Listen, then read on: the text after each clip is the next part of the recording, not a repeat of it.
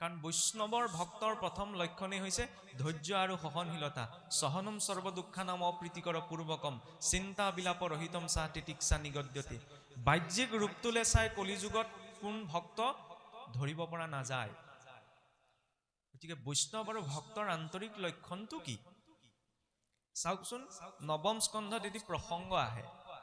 যেতিয়া বৈৱস্বত মনুৱে যজ্ঞ আয়োজন কৰিছিল, সেই যজ্ঞৰ শ্ৰেষ্ঠ ভাগটো কাক দিব এইটো চিন্তা কৰি পেলাই নাৰদদেৱক সুধিছিল, হে নাৰদদেৱ, মই আয়োজন কৰা এই যজ্ঞৰ শ্ৰেষ্ঠ ভাগটো মই কোনজন দেৱতাক দিম, এই বিষয়ে আপুনি মোক নিৰ্বাচন কৰি দিয়ক। নাৰদদেৱ সকলো দেৱী দেৱতাৰ ওচৰত ভ্ৰমণ কৰি ফুৰে, গতিকে কোনজন আটাইতকৈ ভাল হ'ব, যাক মই যজ্ঞৰ শ্ৰেষ্ঠ ভাগটো দিব পাৰিম। তেতিয়া নাৰদদেৱক সুধিলত নাৰদদেৱে ক'লে, ভাবিলে মনতে যে মইতো সকলো দেৱী দেৱতাৰ ওচৰলৈ ভ্ৰমণ কৰি থাকো, এতিয়া তাৰ মাজত যদি মই নিৰ্দিষ্ট এজনক নিৰ্বাচন কৰি দিওঁ, তেতিয়া বাকীসকলে মোক ওলোটাই ধৰিব যে আপুনি মোৰ কথা কিয় নকলে। গতিকে নাৰদদেৱে মনতে সেইখিনি সময়তে ভাবিলে, অকণমান ভৃগু ঋষিৰ প্ৰতি আক্ষেপ এটা আছিল। ব্ৰহ্মাৰ সৃষ্ট 9জন প্ৰজাপতি, 9জন প্ৰধান ঋষি, এই 9জন প্ৰজাপতিৰ ভিতৰত ভৃগু ঋষিৰ আটাইতকৈ ডাঙৰ এটা বিশেষ লক্ষণ আছিল। ভৃগু ঋষিৰ বৃদ্ধ আঙ্গুষ্ঠিতে জ্ঞান চন্দ্ৰ আছিল।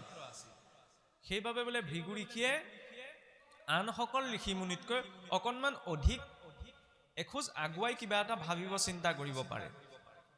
তেতিয়া নাৰদদেৱে ভাবিলে যে ভৃগু ঋষিক যদি এই দায়িত্বটো দিয়া হয়, তেওঁ অকণমান অভিমান বশত কোনোবা এজন দেৱতাৰ কথা কৈ দিব, তেতিয়া বাকীসকল দেৱতাৰ তেওঁ ৰোষত পৰিব। আৰু এই কথাকে ভাবিবলৈ নাৰদদেৱে বৈৱস্বত মনুক ক'লে যে, সেই মনু, তুমি ভৃগু ঋষিৰ ওচৰলৈ যোৱা, তেখেতৰ পদযুগলতে জ্ঞান চন্দ্ৰ আছে, আমাতকৈ তেওঁ অধিক চিন্তা কৰিব পাৰে, গতিকে সঠিক উত্তৰটো তেওঁহে দিব পাৰিব। আৰু তেতিয়া বৈৱস্বত মনু বোলে ভৃগু ঋষিৰ ওচৰলৈ গৈছিল। আৰু ভৃগু ঋষিক যেতিয়া ক'লে, তেতিয়া ভৃগু ঋষিয়ে মনতে ভাবিছে যে ইমানবিলাক ঋষি মুনি আছে, কাৰো ওচৰলৈ যোৱা নাই, মোৰ ওচৰলৈ আহিছে, মানে মোৰ জ্ঞানৰ পৰিমাণৰ কথা বৈৱস্বত মনুৱে বুজিব পাৰিছে। তেতিয়া বৈৱস্বত মনু ক'লে, আপুনি চিন্তা নকৰিব, মই নিৰ্বাচন কৰি দিম। এতিয়া সকলো দেৱী দেৱতাৰ নিয়ন্ত্ৰণকৰ্তাৰ ৰূপত 3 গুণৰ 3জন দেৱতা আছে, ব্ৰহ্মা বিষ্ণু মহেশ্বৰ, নহয়নে? এই কথা আমি সকলোৱে জানো। সত্যগুণত বিষ্ণু, ৰজগুণত ব্ৰহ্মা, তমগুণত ৰুদ্ৰ। গতিকে এই প্ৰমুখ 3জন দেৱতাৰ ভিতৰতে কোনজননো শ্ৰেষ্ঠ, এইটোকে চিন্তা কৰি ভৃগু ঋষি পোনপ্ৰথমতেই গৈছিল বোলে ব্ৰহ্মলোকলৈ। কাৰণ ভৃগু ঋষি কাৰ পুত্ৰ আছিল? প্ৰজাপতি ব্ৰহ্মাৰ পুত্ৰ। গতিকে পুত্ৰই কি বিচাৰিব? নিজৰ দেউতাকে পিতৃলে অকণমান টান এটা থাকিব। গতিকে প্ৰজাপতি ব্ৰহ্মাকেই যজ্ঞৰ শ্ৰেষ্ঠ ভাগটো দিওঁ বুলি বোলে মনতে চিন্তা কৰি ব্ৰহ্মলোকলৈ গৈছিল। আৰু সেই ব্ৰহ্মলোকলৈ গৈ পেলাই ব্ৰহ্মাদেৱ বহি আছে, গৈয়ে সন্মুখত ভৃগু ঋষি বহি দিলেগৈ। তেতিয়া প্ৰজাপতিয়ে ভাবিলে যে ভৃগু ইমান জ্ঞানশ্ৰেষ্ঠ এজন ব্যক্তি, পিতৃৰ সন্মুখলৈ আহিছে, অন্তত সামান্যকণ শিষ্টাচাৰো তেওঁ পাহৰি থাকিলে নে, যে কোনো সম্ভাষণ অভিবাদন নজনাকৈ আহি পেলাই চিধাই আসনত বহি দিছে। এই কথাটোকে দেখি ব্ৰহ্মাদেৱে মনটোতে অকণমান বেয়া পালে বোলে। তেতিয়া লাহেকে ভৃগু ঋষিলৈ পিঠি দি দিলে।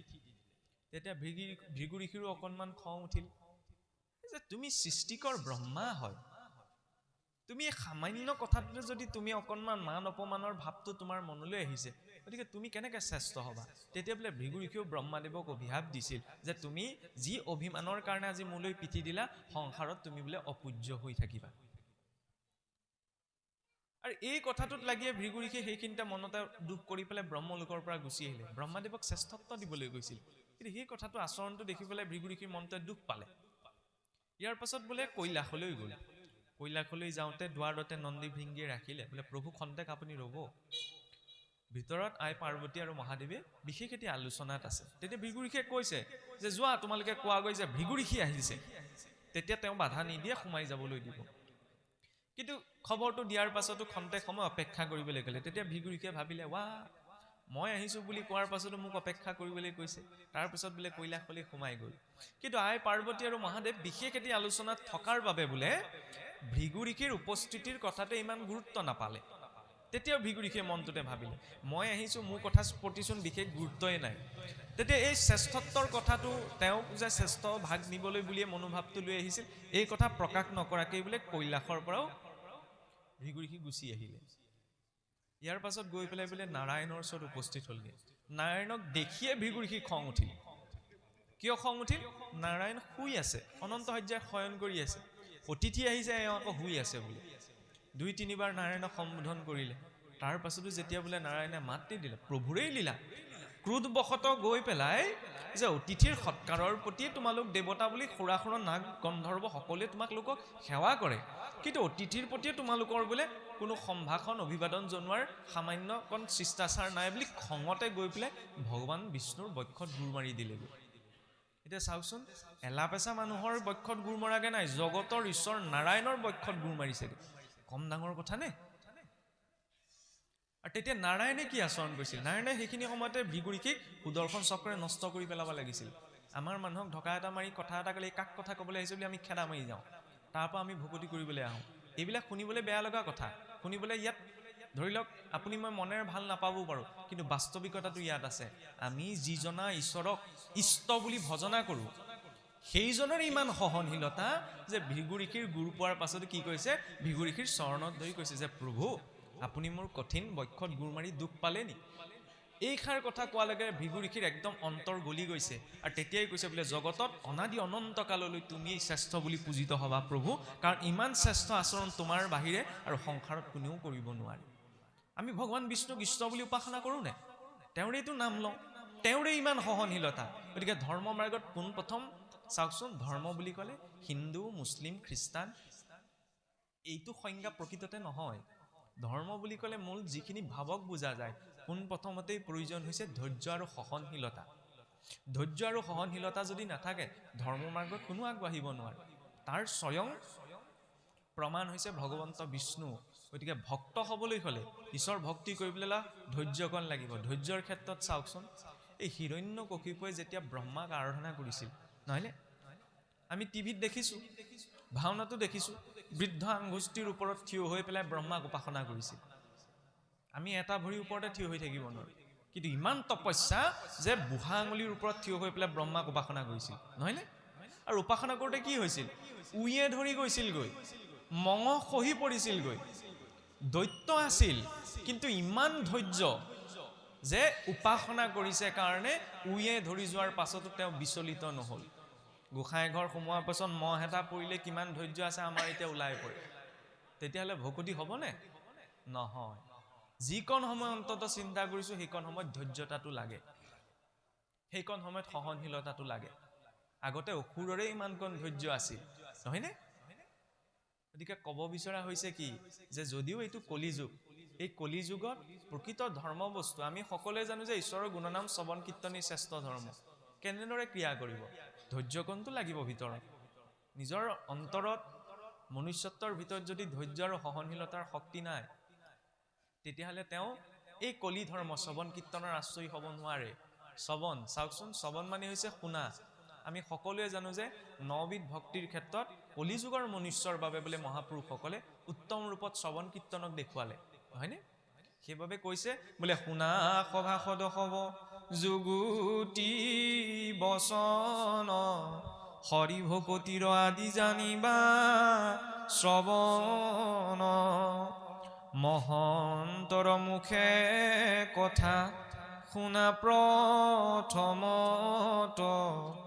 তেৱেহে পুৰুষে পাই ভকতিৰ তত্ত্ব, কথা শুনিলেহে গুছে মনৰ সংশয়, কৃষ্ণৰ চৰণে তেৱে ভকতি বাৰ্ষয়। প্ৰথম শুনিব লাগিব। কেনেকৈ শুনিব লাগিব? শ্ৰৱণীয়া 3 প্ৰকাৰৰ থাকে। প্ৰথম প্ৰকাৰ শ্ৰৱণীয়ে কথাখিনি শুনে আনফালে উলিয়াই দিয়ে। দ্বিতীয় প্ৰকাৰ শ্ৰৱণীয়ে কথাখিনি শুনে আৰু হৃদয়ত ধৰি ৰাখি থয়। তৃতীয় প্ৰকাৰ শ্ৰৱণীয়ে কথাখিনি শুনে আৰু হৃদয়ত অকণমান বিশ্লেষণ কৰি চায়। যেতিয়ালৈকে মনৰূপী মথুৰাত বোলে কৃষ্ণ কথা মথন নহয়, তেতিয়ালৈকে ইয়াৰ নাম বিদিত নহয়। আৰু অন্তৰত যদি নাম নাথাকে, হিয়াৰ মাজে নামৰ ভাণ্ডাৰ মুখে বাজ নহয়। ইয়াত নাম থাকিব লাগিব। বোলে ক'ত আছোন? আমি ৰাম ৰাম কৃষ্ণ কৃষ্ণ কৈয়ে আছোচোন। ইয়াত সন্ত সংগৰ এটা প্ৰভাৱ আছে। নোলোৱাজনৰ মুখৰ পৰা ঈশ্বৰৰ নাম ওলাব। ঈশ্বৰৰ প্ৰতি সঁচা ভাৱ আছে নাই নিজকে কেতিয়া পৰীক্ষা হয়? এই কেতিয়াবা উজুতি খাওঁতে, পিছল খাওঁতে, খুন্দা খাওঁতে মুখৰ পৰা কি ওলায়? যদি সেইখিনি সময়ত খোলাকৈ কৈছোঁ আৰু গাঁৱলীয়া বেয়া মাত এটা যদি ওলাইছে, ধৰ্ম কৰ্মৰ নামত মই যি কৰি আছোঁ, আমাৰ গাঁৱলীয়া ভাষাত কি বুলি কয়, ভেকু ভাওনা বুলি কয়, তাৰ বাহিৰে একো খোৱা নাই। যদি তেওঁৰ প্ৰতি ভাৱ থাকিলেহেঁতেন, তেতিয়া মোক পিছল খাওঁতে উজুতি খাওঁতে তেওঁৰ নামটো প্ৰথমতে ওলালেহেঁতেন। আৰু এইখিনি সময়ত যদি অভ্যাস নাই কৰা, অন্তিম সময়ত এইটো ভুলতো ভবা ভুল যে অন্তিম সময়ত মই আয়ৈ মৰিলো বুলি ক'ম, কিন্তু ভগৱন্তৰ নামটো লোৱাটো সম্ভৱ নহয়। কিয় নাম ল'বলৈ ইমান গুৰুত্বতা দিছে? ইয়ং ইয়ং ভাৱ স্মৰণে নিত্যম তজ্যন্তে কলেবৰম তং তমৈবতি কৌন্তেয় সদা তৎ ভাৱ ভাবিত। বৰ্তমান সময়ত যেনে ধৰণৰ ভাৱ চিন্তনৰ মাজত আমি আছোঁ, অন্তিম সময়টো সেইটোৱেই চিন্তা হ'ব আৰু তাৰ অনুৰূপতে আমি গতি পাম। এতিয়া চাওকচোন, ইমান গতি পোৱাৰ কথা কিয় কোৱা হৈছে? বহুতে ভাগৱত মাৰ্গলৈ আহিবলৈ ভয় কৰে। এই বোলে ভাগৱত এতিয়াই ভাগৱত মাৰ্গত গুচি গ'লে ইটো নাখাবা, সিটো নাখাবা, আমুকলৈ নেযাবা, তামুকলৈ নেযাবা, ঢেৰ বোলে পালন কৰিব লাগে। সেইকাৰণে সাধাৰণ মানুহৰ মনত ভাগৱতৰ প্ৰতি ভয় এটাও সোমাই থাকে, কিন্তু এনেকুৱা চিন্তা। কিন্তু ভাগৱতে কৈছে কি? ভাগৱতে আপোনাৰ মোৰ লগত থকা বস্তুটোৰ আটাইতকৈ মূল্যটো বুজাব বিচাৰিছে। ঈশ্বৰে দিয়া আটাইতকৈ শ্ৰেষ্ঠ উপহাৰ কি? এই মনুষ্য শৰীৰটো। এইটো নিজে গোটাই লোৱা নাই নহয়, তাকো পোনপ্ৰথমতেও পোৱা নাই বোলে। স্থাবৰং বিংশতে লক্ষম জলজম নবলক্ষ্যকম কুৰুমান নবলক্ষম স দশ লক্ষম স পক্ষিণঃ ত্ৰিংশ লক্ষম চ পশুৰ্ণং চ চতুৰ্লক্ষম চ বানৰা ততো মনুষ্যতাং প্ৰাপ্য ততঃ কৰ্মাণি সাধয়েৎ। 84 লাখ জনী আছে নহয়নে? আজি বিজ্ঞানীও এটা ধাৰণা কৰিছে বোলে পৃথিৱীত আমাৰ 87 লাখলৈকে বোলে জীৱ শৰীৰ পোৱা সময়। তাকো সেইটো ধাৰণাহে, কিন্তু ভাগৱতে স্পষ্ট ৰূপত কৈছে কিমান? বোলে 84 লাখ। ইয়াৰ ভিতৰত গছ গছনি এইবিলাকৰ শৰীৰতো জীৱ আছে, কিন্তু ইহঁতে অনুভৱ কৰিব নোৱাৰে। তাত জীৱ ইমান সংস্কাৰপ্ৰাপ্ত নহয়, ইমান চেতনাটো বিকশিত নহয়। সেইবাবে কি কোৱা হৈছে? জীৱই বোলে পোনপ্ৰথমতে আপোনাৰ মোৰ শৰীৰত যিটো জীৱ বহি আছে, এই জীৱটোৱে পোনপ্ৰথম গছ গছনি ইত্যাদি শৰীৰত বোলে 20 লাখ বাৰ ভ্ৰমণ কৰি আহিব লগা হৈছে। অন্তিম জন্ম বোলে যেতিয়া তুলসী বৃক্ষ ৰূপত গ্ৰহণ কৰে, আৰু সেই বৃক্ষজোপাৰ যেতিয়া স্বাভাৱিক মৃত্যু ঘটে, তেতিয়া বৃক্ষকুলৰ পৰা বোলে জীৱ উত্তীৰ্ণ হয় জলৰ কুললৈ, জলজ যোনিলৈ। জলজ যোনিত পুনৰ 9 লাখ বাৰ ভ্ৰমণ কৰাৰ পাছত যেতিয়া শংখযোনি প্ৰাপ্ত কৰে, সেই জীৱ উত্তীৰ্ণ হয় উভচৰ যোনিলৈ। উভচৰ যোনিত পুনৰ 9 লাখ বাৰ ভ্ৰমণ কৰাৰ পাছত যেতিয়া কুৰ্ম শৰীৰ প্ৰাপ্ত কৰে, আৰু তাৰ যেতিয়া স্বাভাৱিক মৃত্যু ঘটে, সি উত্তীৰ্ণ হয় পক্ষী কুললৈ। 10 লক্ষম চ পক্ষিণঃ 10 লাখ বাৰ যেতিয়া চৰাই চিৰিকটি ৰূপত ভ্ৰমণ কৰিব লগা হয়, ইয়াৰ পাছত যেতিয়া অন্তিমটো জন্ম ময়ূৰ পক্ষী ৰূপত বোলে গ্ৰহণ কৰে, আৰু সেই চৰাই যেতিয়া স্বাভাৱিক মৃত্যু ঘটে, সেই জীৱ উত্তীৰ্ণ হৈ ক'লৈ? পশু শৰীৰলৈ। 30 লক্ষম চ পশুনঞ্চ 30 লাখ বাৰ জীৱ জন্তুৰ শৰীৰ। 4 লক্ষম চ বানৰা 4 লাখ বাৰ নাগ গন্ধৰ্ব কিন্নৰ এই শৰীৰবিলাক ভ্ৰমণ কৰাৰ পাছত ততো মনুষ্যতাং প্ৰাপ্য, তাৰ পাছত বোলে মানুহ হৈছোঁ। কম ডাঙৰ কথা নে? বেংকলৈ ওলাই গৈ 10 জনৰ পাছত লাইন পাতি থাকিবলৈ কিমান অস্বস্তি লাগে। এতিয়া 84 লাখ জনী পাৰ কৰি আহিছোঁ। ঈশ্বৰে কয় খাব লাগে আৰু জীয়াই থাকিব লাগে, কিয় ইমান চিন্তা কৰি থাকিব লাগিছে? এইটো পশুৰ চিন্তা। আহাৰ ভয় নিদ্ৰা মৈথুনঞ্চ সামান্য মিতত পশুভি নৰা নাম। আহাৰ ভয় নিদ্ৰা মৈথুন এইবিলাকৰ ক্ষেত্ৰত অন্য জীৱৰ মানুহৰ মাজত একো পাৰ্থক্য নাই। সেইবাবে ভাগৱতে ইমান কটু ভাষাৰে আমাক বুজাব বিচাৰিছে। চাওকচোন, বোলে অমৃতৰ পানে যেন মহেন্দ্ৰ সন্তুষ্ট হুৱে বিষ্ঠা ভুঞ্জিয়া সুকৰু হস্ত উষ্ট। ইন্দ্ৰৰ সন্তুষ্টি যেন ৰম্ভাৰ সম্ভোগে সুকৰৰো তেন্ন সুখ সুকৰি সম্ভোগে। স্বৰ্গত ইন্দ্ৰই অমৃত পান কৰি যিটো তৃপ্তি পায়, সেই খোৱা তৃপ্তিটো গাহৰিৰ শৰীৰতো আছে। বিষ্ঠা ভোজন কৰি সি একেটা তৃপ্তিয়েই পায়। ইন্দ্ৰই ৰম্ভাৰ লগত যিটো তৃপ্তি পায়, গাহৰিৰ শৰীৰতো একেটা সুখেই আছে। গতিকে ভাগৱতে বুজাব বিচাৰিছে কি? পানীগিলাচ কিয় লাগে? পিয়াহটো গুচাবলৈ। গোটেই জীৱনটো পানীগিলাচৰ কাৰণে নহয়।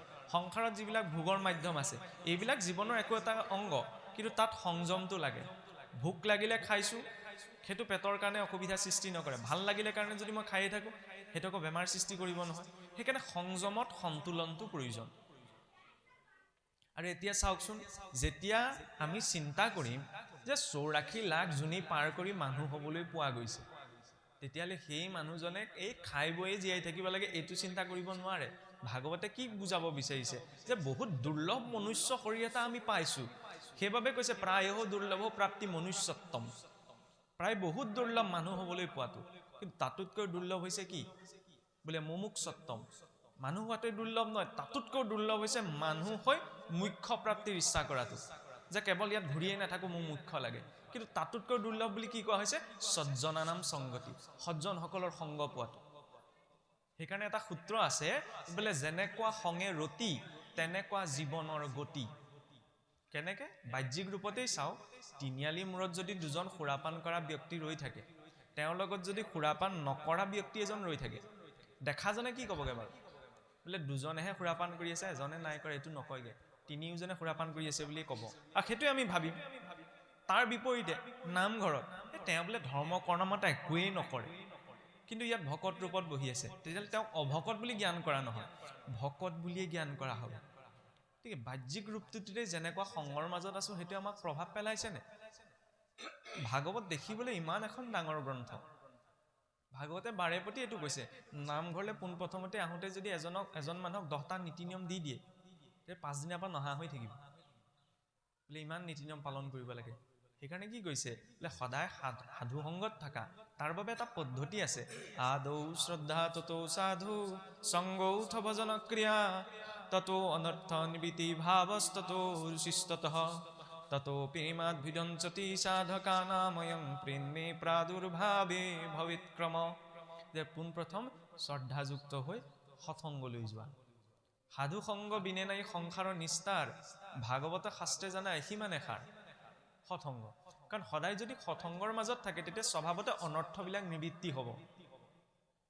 অনৰ্থ নিবৃত্তি হ'লে ঈশ্বৰৰ প্ৰতি ভাৱ আহিব, ভাৱ আহিলে ৰুচি উপজিব, ৰুচি উপজিলেহে তেওঁৰ প্ৰতি প্ৰেম ভাৱটো আহিব। আৰু ঈশ্বৰক প্ৰাপ্ত কৰিব পৰা দুটা আটাইতকৈ শক্তিশালী ভাৱ আছে, এটা হৈছে শত্ৰু ভাৱ, এটা হৈছে প্ৰেম ভাৱ। শত্ৰু ভাৱত আমি পাব নোৱাৰোঁ, ঈশ্বৰৰ নিজৰ পাৰিষদসকলেহে লীলা কৰিবলৈ যদি ঈশ্বৰে ইচ্ছা কৰে তেতিয়া পাব পাৰে। যিদৰে হিৰণ্যাক্ষ, হিৰণ্যকশিপু, কংসা আদিয়ে শত্ৰু ভাৱতো সহজে তেওঁক প্ৰাপ্ত কৰিব পাৰিছিল। তেওঁলোক ঈশ্বৰৰ পাৰিষদ, ঈশ্বৰে বিচাৰিছিল কাৰণে পাৰিছিল। আমি নোৱাৰোঁ। আমি কি ভাৱত যাব লাগিব? প্ৰেম ভাৱত। প্ৰেম ভাৱটো কেতিয়া উপজিব চাওকচোন। আজি যদি এটা দিনৰ কাৰণে যদি মই হস্পিটেলৰ ICUত ভৰ্তি হৈ থাকিবলগীয়া হয়, কাইলৈ যেতিয়া মোক ৰিলিজ দিব, ৰিলিজ দিতে কমচে কম অন্ততঃ 1000 টকাৰ বিল এখন দিবনে? এদিন হস্পিটেলত থকাৰ কাৰণে যদি মোৰ শৰীৰটোৰ চোৱা চিতা কৰাৰ কাৰণে 1000 টকাৰ বিল এখন আহিছে, মই দিব লগা হৈছে। জন্মৰ পৰা আজিলৈকে ঈশ্বৰে আপোনাৰ মোৰ জীৱনটোৰ ওপৰত ফুটা কৰি এটাও লৈছে জানো? নাই লোৱা নহয়। ইয়াত বহি থাকোঁতে প্ৰতি 2 ছেকেণ্ডত বোলে পৃথিৱীৰ পৰা এজন মানুহ মৰে। দিনটো তেতিয়া 2 লাখ, 2.5 লাখতকৈ বেছি মানুহ মৰিবলৈ ধৰিছে। সেইখন লিষ্টত যে আপুনি মই এতিয়ালৈকে পৰা নাই, কম ডাঙৰ কথা নে? ইয়াতকৈ চমৎকাৰ কি আছে? জীৱনত এই পাৰ হৈ যোৱা প্ৰতিটো ছেকেণ্ড কাহানিও ঘূৰি নাহে। তাৰ ভিতৰতো ইমান ভাল ভাল আপোনাৰ যন্ত্ৰ পাতি লগাই দিছে, কিডনী, লিভাৰ, এইবিলাক লাখ টকা দিলেও আমি কিনি আনিব নোৱাৰোঁ, নহয়নে? জীৱনৰ প্ৰতিটো ছেকেণ্ড ঈশ্বৰে ইমান এটা ভাল শৰীৰ দিছে, থাকিবলৈ ইমান এখন সুন্দৰ সৃষ্টি দিছে, কিন্তু তেওঁক চিন্তা কৰিবলৈ যদি দিনটোত সময় অকণমান ওলোৱা নাই, সংসাৰ আটাইতকৈ অকৃতজ্ঞ ব্যক্তি তেখেত হয়নে? ঘৰখনত যদি ঈশ্বৰক উপাসনা কৰিবলৈ চুক এটা নাই, সংসাৰ আটাইতকৈ অধম ব্যক্তি হৈছে তেওঁ। আগতে অসুৰবিলাকেও নিত্য উপাসনা এৰা নাছিল। আমি শুনিছোঁ ন, ৰাৱণ, বিষপৰ্বা, বলি, বান, এইবিলাক দৈত্য আছিল, কিন্তু কাহানিও ইষ্ট উপাসনা এৰা নাছিল। সেইকণ সংস্কাৰ দৈত্যৰো আছিল। কিন্তু আজিকালি চাওকচোন, ভাগৱত ভক্তিৰ ক্ষেত্ৰত সাংঘাতিক কথা কিছুমান নাই, একেবাৰে ধৰাতলৰ কথা। ভেটিটো সুদৃঢ় হ'ব লাগিব। আজিৰ পৰা 60-70 বছৰ আগতে অন্ততঃ গাঁওখনৰ মাজেদি সোমাই গ'লে প্ৰতি ঘৰ গৃহতে সন্ধ্যা লাগিল মাত্ৰ কিবা এটা গোৱা শব্দ শুনা গৈছিল। আজি অসমীয়াৰ প্ৰতি ঘৰত কিন্তু সেইটো ব্যৱস্থা নাই। তেতিয়াহ'লে অৱনতি আমাৰ নহয় কাৰ হ'ব? ক'ব বিচৰা হৈছে কি, যে নিত্য উপাসনাকণ নিজৰ ঘৰখনত লাগিব, লাগিলে চুক এটাই হওক, ঈশ্বৰ উপাসনাকণ লাগিব। নামঘৰত দবাকোবটো মৰামত দম দয়া দান 3টি কোবত থোৱা হয়। নিজকে সেইখিনি সময়ত সম্যক শ্ৰদ্ধাই এটি সন্ধ্যা, সম্যক ধাৰণাৰ সময়কণি হৈছে সন্ধ্যা। নিজকে সেইখিনি সময়ত অকণমান দমন কৰা, দয়া কৰা, দান কৰা, নিজেও ঈশ্বৰৰ নাম লোৱা, আনকো ঈশ্বৰৰ নাম ল'বলৈ কোৱা। বাহিৰত থকা চৰাই চিৰিকটিকেইটাও বোলে বাঁহলৈ উভতে। মই যদি সেইখিনি সময়ত তিনিআলিত লেকচাৰ মাৰিবলৈ ওলাই যাওঁ, এইটো কথা বেলেগ দেই, সকলোৰে কৰ্ম ব্যৱস্থাবিলাক বেলেগ বেলেগ। গতিকে সন্ধ্যা লগা সময় বিভিন্ন ব্যক্তি বিভিন্ন কৰ্মত থাকিব লগা হ'ব পাৰে, সেইটো দুখনীয় নহয়। যি স্থানতে আছে সেই স্থানতে ঈশ্বৰ উপাসনাৰ অকণমান প্ৰয়োজন, মানে ঈশ্বৰক চিন্তা কৰাৰ প্ৰয়োজন। আৰু ঈশ্বৰমুখী হোৱা এই পদ্ধতিটোত পোনপ্ৰথমতে আমি ভাগৱতৰ ওচৰলৈ যাব নোৱাৰোঁ। তাৰ বাবে কি প্ৰয়োজন? পোনপ্ৰথম জিজ্ঞাসা। শৌনকাদি ঋষিসকলেও পোনপ্ৰথমতে সুতমুনিৰ ওচৰত জিজ্ঞাসা প্ৰকাশ কৰিছিল কাৰণে তেওঁলোকে ভাগৱত পাইছিল